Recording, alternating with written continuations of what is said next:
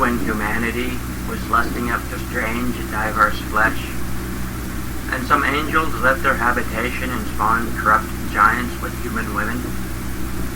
Then God decided to destroy them, and they were all like, "Let's in!"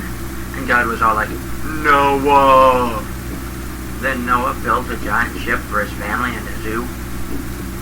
Since no one had seen water falling from the sky, they didn't believe him, and everyone drowned. That was nice. They were soaked. And then there were rainbows. Rainbows everywhere during the time of Noah. It's going to happen again. Only this time, it'll be fire instead of water. And there won't be a giant boat or cake as we Godot4it.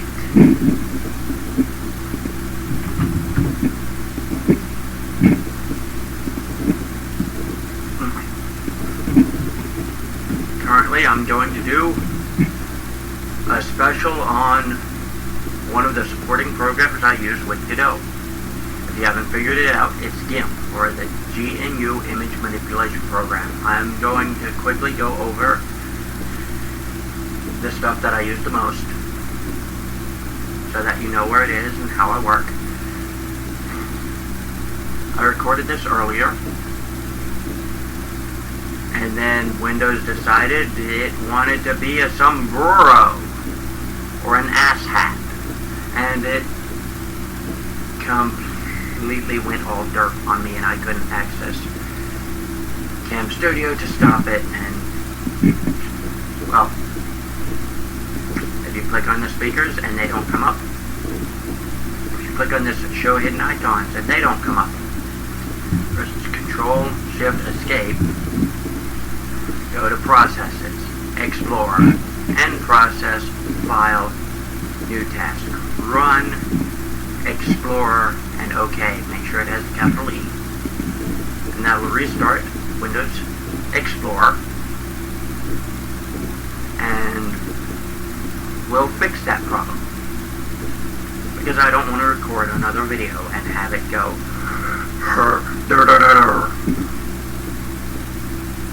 so now you know. Anyway, first of all, this toolbox here, open window, and these layer patterns here. If you open up Gimp, depending on the speed of your computer, it may take a little while, it may hang. Let it, because it will eventually load. And if you want to use a completely different graphics program, that's fine too. You might still learn something. But here we have our layers and patterns. These are our dockable dialogues. Channels, paths, undo history, and color map, which I added to color map. Basically with layers you can lower, raise, duplicate, anchor, and delete. And there's these different modes. Like if I was to take this layer, duplicate it, layer, transform, rotate 90 degrees, dissolve, lighten, screen, dodge, addition, darken. Basically, this mode does all these different modes to the layers, which can be useful if you want to make more complex images. Now, something to note, there is no make awesome texture or sprite button on pretty much any program. So basically, file, new, creates new, create will create from various different sources, open opens a file, but if you just opened up Gimp, you can either double click on an XCF file to open Gimp, or to open it in an open Gimp window, or you can just drag and drop it. If you drag and drop images in as layers, you may want to drag and drop them into the layers dialog so that they'll be aligned. Otherwise, if you drag and drop them on top of the image, they may become misaligned. You've got save, a save as, save a copy, revert. Basically, it saves this image has an XCF file. You have to export it as PNG or anything else. And you can create a folder. You can click here to select a file type by extension, and there's a lot of them. Or you can just change this extension.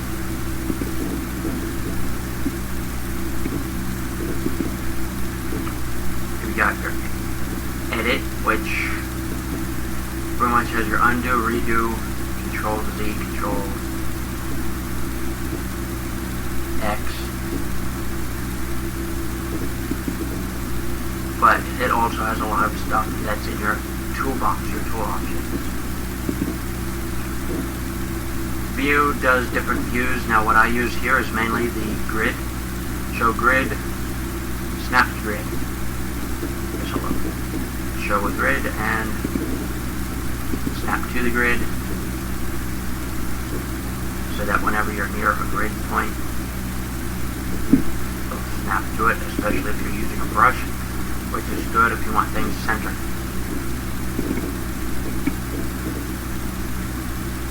A whole bunch of other snaps and showing menus, rulers, scroll bar, status bar. Now if you remove your menu bar, you can right click on any open space and you've got your menu right there, just to let you know, and you can use control and the mouse wheel to zoom in and out.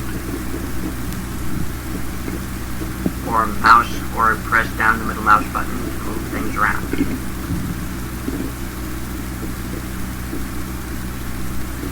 Image.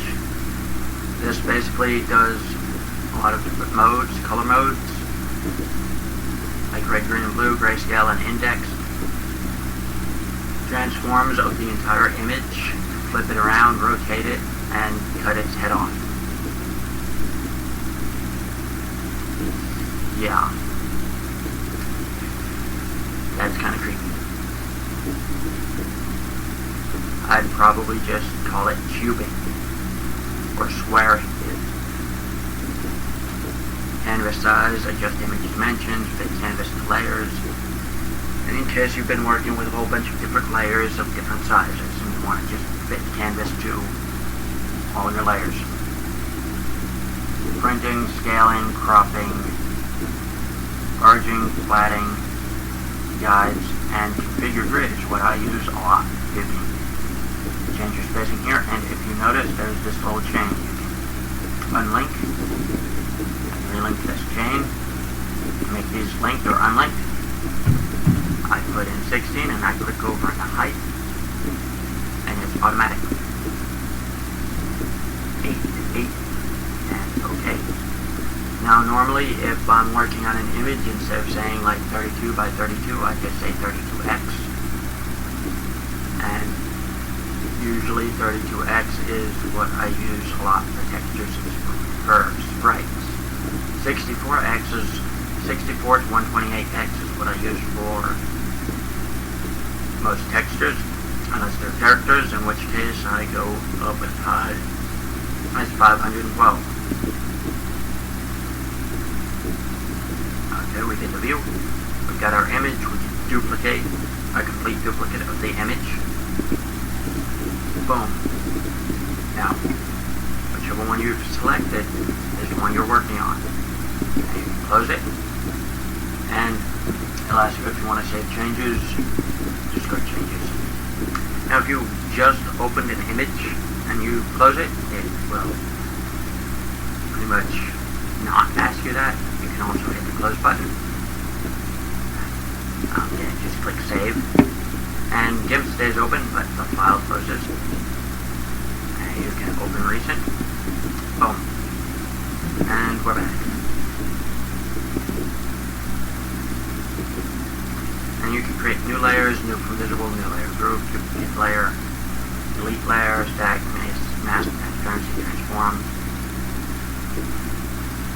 You can also anchor layer and merge down if you've selected a layer, but you have to have at least 2 visible layers per layer merge down to actually appear, and you can merge this layer with the first visible layer. Below it, and and there's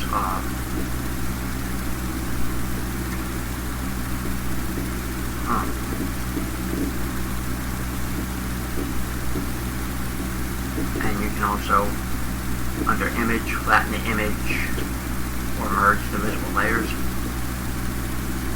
And you can change the layer sizes, scale the layer, auto crop layer if there's transparency, or I believe just the background color. It'll automatically crop based on that color. And if you're thinking about colors, you can click this weird curved double arrow to flip them around, or click this tiny white black square to return them to their defaults. Colors does a lot of color stuff. I usually just use invert and desaturate, but there's quite a few things to use here. Tools are basically what you find in your toolbox. Most of your toolbox stuff is in here, except for Eagle operations and toolbox in case you need to reopen the toolbox because you closed it. I've used Eagle operations, but they're kind of complicated to use for textures. And you can do your default colors or swap colors.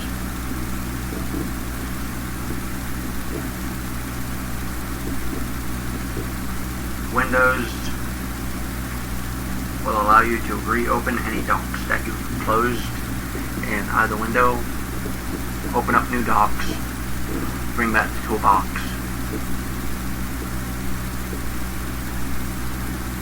I don't even know what that does.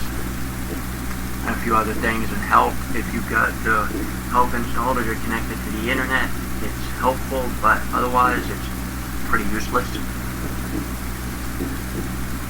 And I'm using 2.8.14 currently.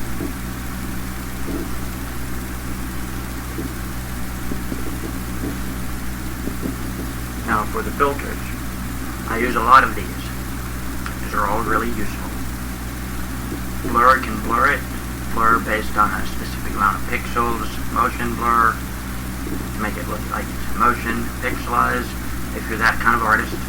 Selective Gaussian blur, select something and blur it. And tileable blur, which I've never used. Enhance, I've never really used enhance, but sharpen and unsharp basically make the image sharper. It adds a lot of black. Distorts, I've used that. Distort the image. They're pretty much self-explanatory. Apply lens, lines, or pretty much make it look like it's blinds. Or paint it on window blinds. Curve bend, emboss, grave, erase every other row. Eye warp, lens distortion. Mosaic, news print, pitch, curl, fold, coordinates, ripple, shift, belly, propagate, video waves, whirl, impinge, and wind. You know, if you want to just have a nice ripple effect or make your image look like it's windswept. Light and shadow. Gradient flare, lens flare, lighting effects, sparkle, supernova. These basically add lights and lighting effects, which I've never really used. And you've got noise. I mainly use red, green, blue noise and correlated. If you want to do a real quick grass or dirt texture, you can put down some brown, like saddle brown, or nice green, and then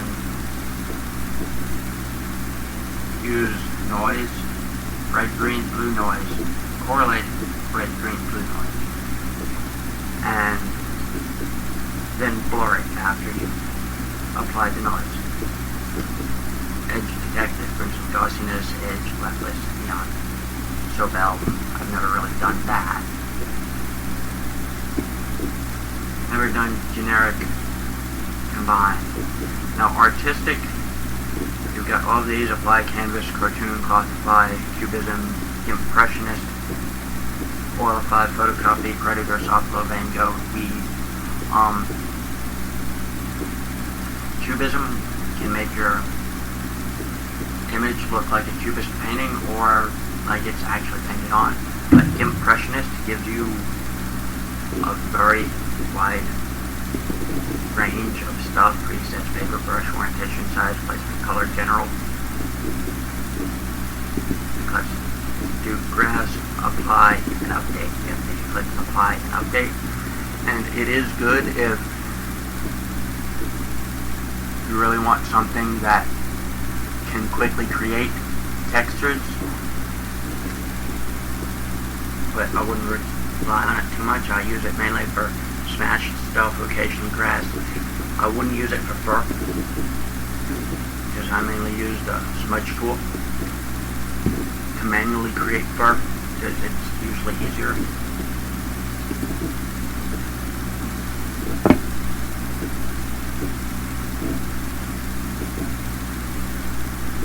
Decor I've never used too much, but it adds stuff like a Balbo border, coffee stains, fuzzy borders, makes it look like an old photo.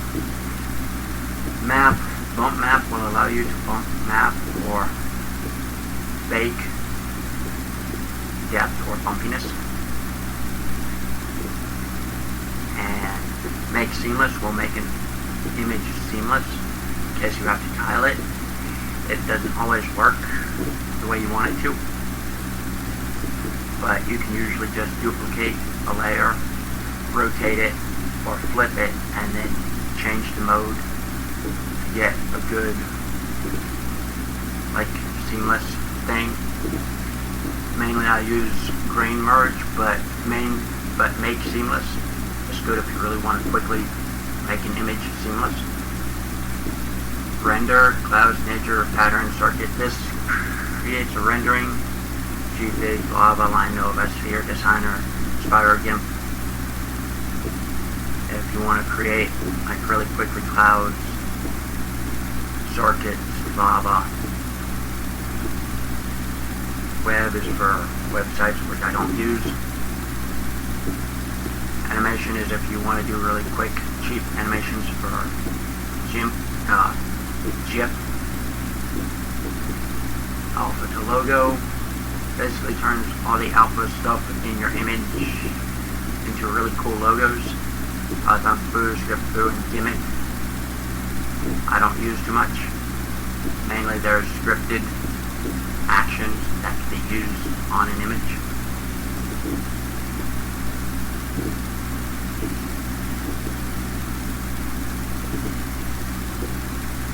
Also,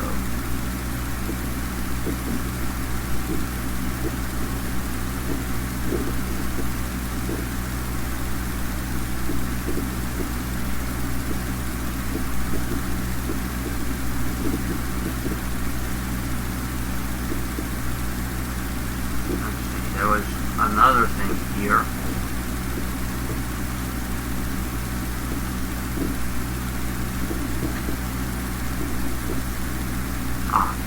Under map object, you can map the image to an object, a plane, a sphere, a box, or a cylinder. This is good if you want to create something like billiard balls. Over here we have the toolbox: rectangle select, ellipse select, reselect tool. Ta-da! Fuzzy select tool. Color select tool.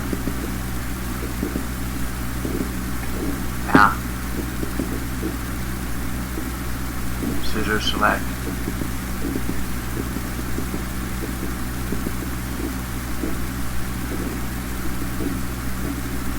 Foreground select.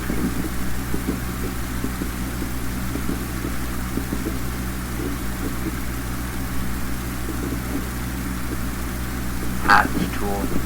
Create paths.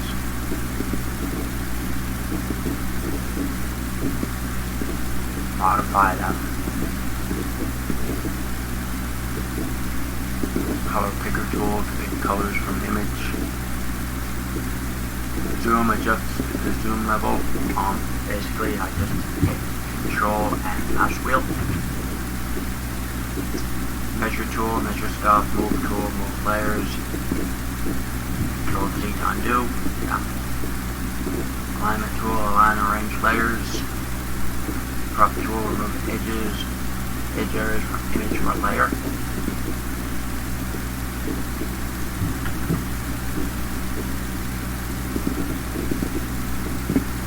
If you want to, you can use select all or select none or invert. If you've got something selected and you want to mess with the selections. Rotate tool, scale tool, shear tool. That's if you want to grab one end or the other and yank it one direction or another. Perspective tool.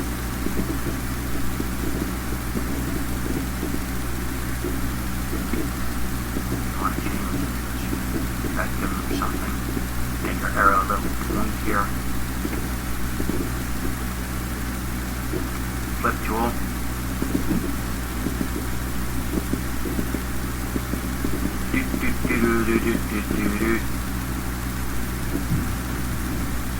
Okay. It's the dancing arrow. I didn't even know it could dance. Gauge transform turns form a selection with a gauge. Text tool, create or edit text layers, which usually become a floating layer which you can merge downward or edit later. Bucket fill tool, fill a selected area with a color pattern. Now, there are all these patterns that you could use. And let's see, there was a part one. Suppose to fill it with a pattern. Oh, layer, new layer, transparency, fill it. Duplicate layer, transform, make it 90 degrees, lighten, darken. You can create a whole new texture by using the different modes. Like grain merge. And then you can delete them. And there's blend tool. Fill things with a specific gradient. Now, you hit control and you've got a pencil and you hit control and you can click on an image. You can pick colors. And this button locks the alpha channel. And it doesn't really show you if the alpha channel is locked. You just have to hope it is. Control-Z.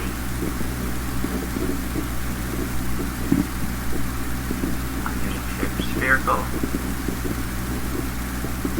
Foreground, background.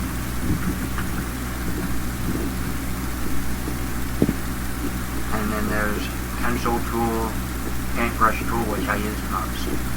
Eraser tool, airbrush tool, which I don't really use. But in the eraser tool down here, you can use hard edge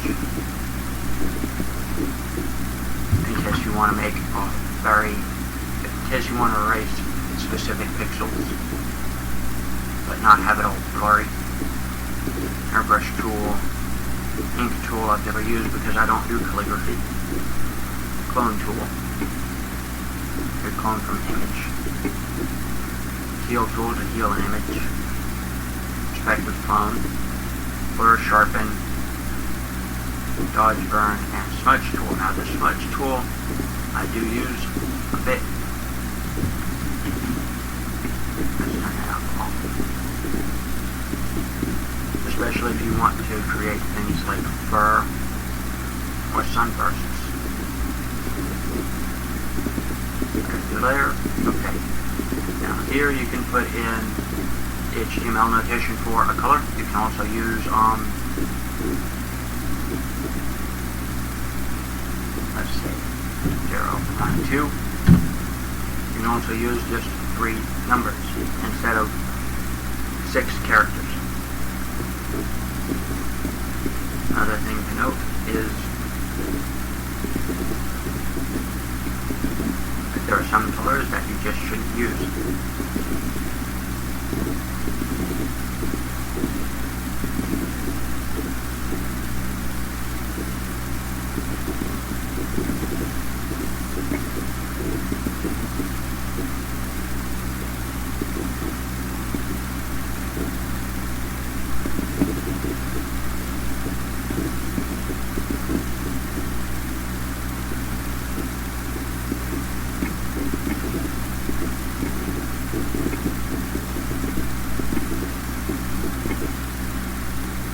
colors are usually way too bright, but you can duplicate, layer, transform, rotate, and use different modes to come up with different other colors if you want to, especially if you want to create similar colors. But the reason why I wouldn't use these specific colors is that they're a little too bright, so you might want to darken them a bit. Now red's pretty okay if you've got something else with it, but if you want something like blood, it's better to use a darker red. Green, you can lower it a bit to get a more natural grass look. Whereas black goes, I prefer 333 black, or number 3 black, because it's not as dark, so it's not going to consume all the light, and it looks nice and soft. Also, if you're doing checkerboard or tiles, you don't really want to use a very bright black. I mean, you don't want to use a very dark black or a very bright white, as otherwise it doesn't look as worn down or as natural, because you're not going to view a lot of these really bright colors in nature. Also, if you notice, my YouTube is PK Facade, F-A-C-A-D-E, which is a hexadecimal color, and it's pink, which I haven't used it in foundation yet, but I probably will.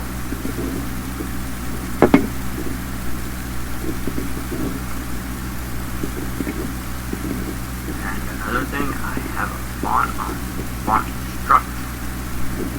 instruction /show /11700022.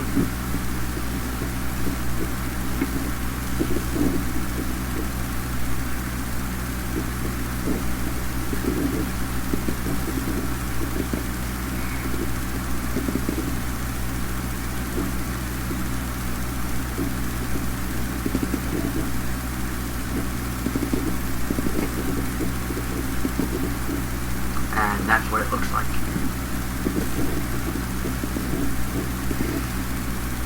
So now you know a little bit about how to navigate the Gimp and how to not use super bright colors, and even how to use different layers and different layer modes to create different images. And yes, you are going to have to put some effort into whatever you create. Like this, let's see.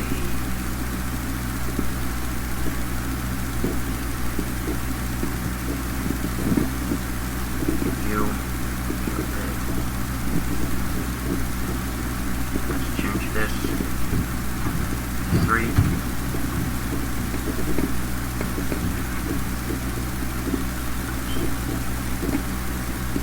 Do this real quick. If you're wondering how I got those nice looking little mountain things, I'm going to show you with this color.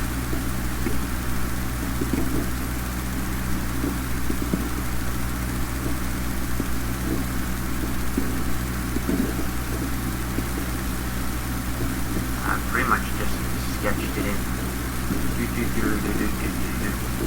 Another thing to note about colors is you can actually put in the name of colors. B for beige, bisque, black, blanche, blue. I use saddle brown a lot, or whatever brown I need. But I do this, duplicate.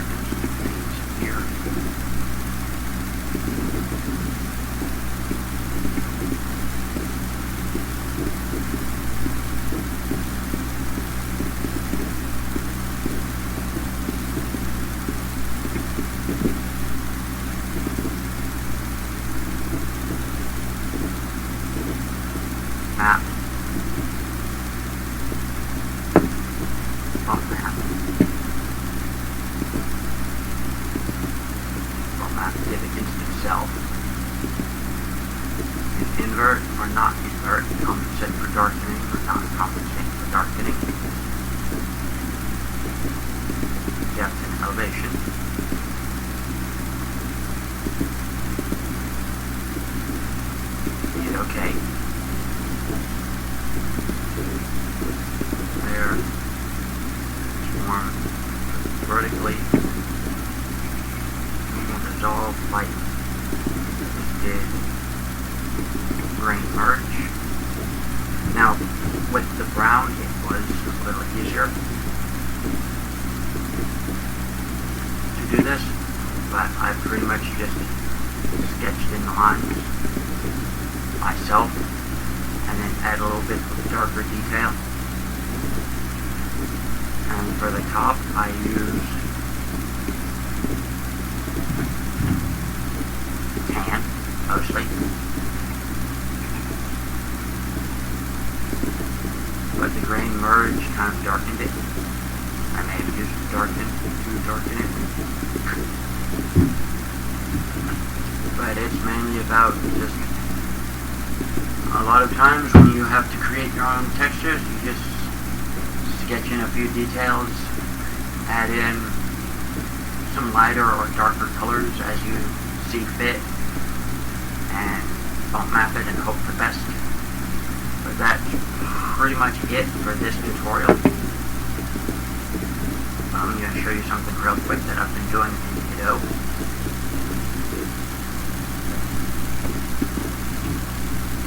That is, my character can move left, right, down, move. Must be from somewhere else.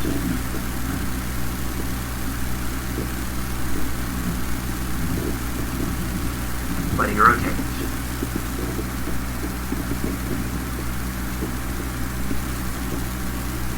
And the way I did that is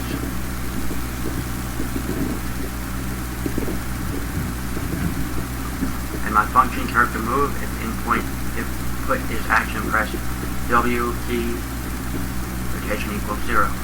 For S, rotation equals 180, rotation equals 90 here, rotation equals 270, and then I get node sprite dot set rotation degrees to rotation. And that rotates the sprite. I might be able to get away with rotating the kinematic body itself, but I am hoping to do an 8-way running. And hopefully next time I'll be able to show you that. But I'm hoping that you learned something from this tutorial about Gimp and can navigate it better. Maybe it's just the foundation you needed to be able to really jump into this program, because it's free and it's great for textures and sprites.